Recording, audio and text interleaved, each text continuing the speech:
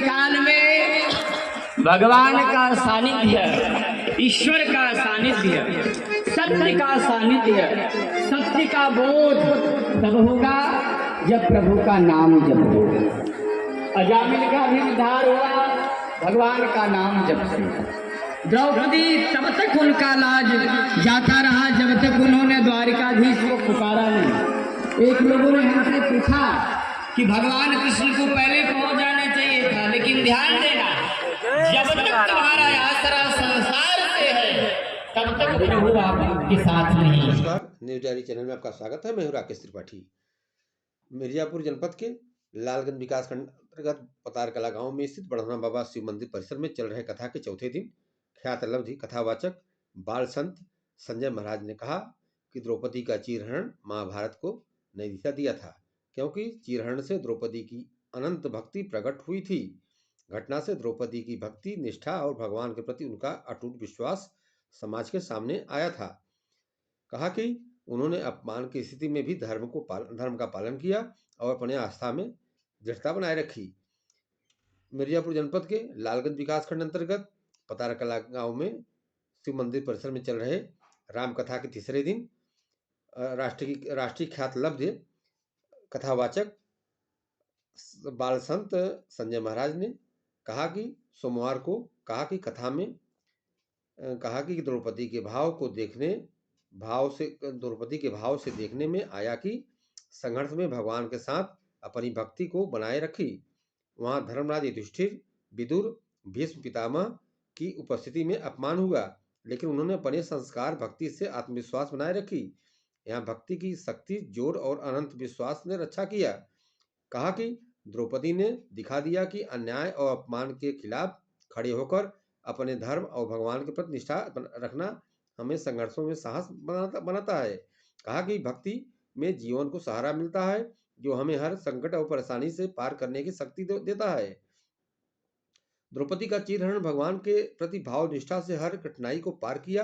कथा श्रवण कराते हुए महाराज ने कहा कि कठिनाई के समय धैर्य से काम लेने से ही कठिनाई से पार पाया जा सकता है। उन्होंने कहा कि हमारे धर्मशास्त्र और पुराण सभी में यह शिक्षा दिया गया है कि हमें धैर्य से अपने आने वाले समय का प्रतीक्षा करना चाहिए। हर आदमी का अच्छा खराब समय आता है, लेकिन अच्छाई आने पर ज़्यादा उत्साह में भी नहीं होना चाहिए और थोड़ा कठिनाई आने पर निराश भी नहीं होना चाहिए, क्योंकि जैसे सुबह शाम होती है, रात दिन होता है, उसी तरह से समय चक्र भी चलता है। समय चक्र के अनुसार आदमी को अपने को ढालना चाहिए और अपने को नियत और नीति से काम लेना चाहिए, अपना नियत सही रखना चाहिए। कहा कि दिल और मन दो प्रकार के होते हैं। मन जो है ईश्वर में लोग लगा देते हैं और दिल जो है संसारिक में लगा देते हैं, जबकि दिमाग संसार में लगाना चाहिए और दिल ईश्वर के प्रेम में लगाना चाहिए। ईश्वर प्रेम से ही सभी भव बाधा पार होते हैं। कहा कि दो तरह की यह जो अंतर्मन आत्मा होती है, एक दिल होता है, एक दिमाग होता है। तो दिमाग दुनियादारी में लगाएं और दिल से ईश्वर की प्रार्थना करें, आराधना करें, उसी से सभी कार्य पूरे होंगे। कहा कि लोगों को पूजा पाठ, पूजा अर्चना, तपस्या के लिए उम्र का इंतजार नहीं करना चाहिए कि बुढ़ापे में हम करेंगे। कहा कि जवानी में जो काम नहीं किया बुढ़ापे में क्या करेंगे। उन्होंने कहा कि जवानी में अगर आप आदत डालेंगे पूजा पाठ का, ईश्वर का स्मरण का, तो वह बुढ़ापे तक बना रहेगा। लेकिन अगर आप चाहेंगे कि हम बुढ़ापे में पूजा पाठ करें, भक्ति करें, जवानी भर न करें, तो जवानी में जो आप किए रहेंगे वही बुढ़ापे में भी करेंगे।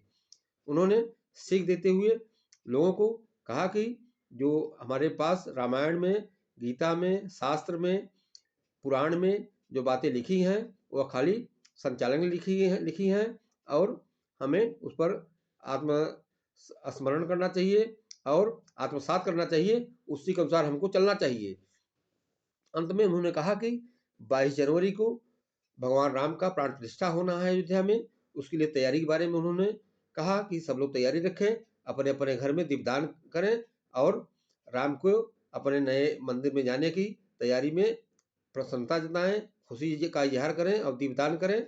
इस अवसर पर भारतीय जनता पार्टी के जिला अध्यक्ष ब्रिजभूषण सिंह, पूर्व जिला अध्यक्ष बालेंद्र मणि त्रिपाठी, पूर्व जिला अध्यक्ष लाल बहादुर सिंह, भाजपा के वरिष्ठ नेता माया शंकर दुबे, सूर्यभान सिंह, बसपा के पूर्व कोऑर्डिनेटर सहित भारी संख्या में लोगों ने कथा सुनने में पहुंचे।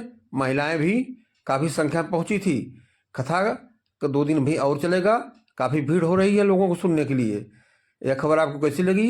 अपना सुझाव कमेंट बॉक्स में दें। चैनल को देखें, दिखाएं। नमस्कार। बोलिए सच्चिदानंद भगवान की जय। राजा रामचंद्र भगवान की जय। हनुमान जी महाराज की जय। यज्ञ नारायण भगवान की जय। बाबा बढ़ौना धाम की जय। गुरुदेव भगवान की जय।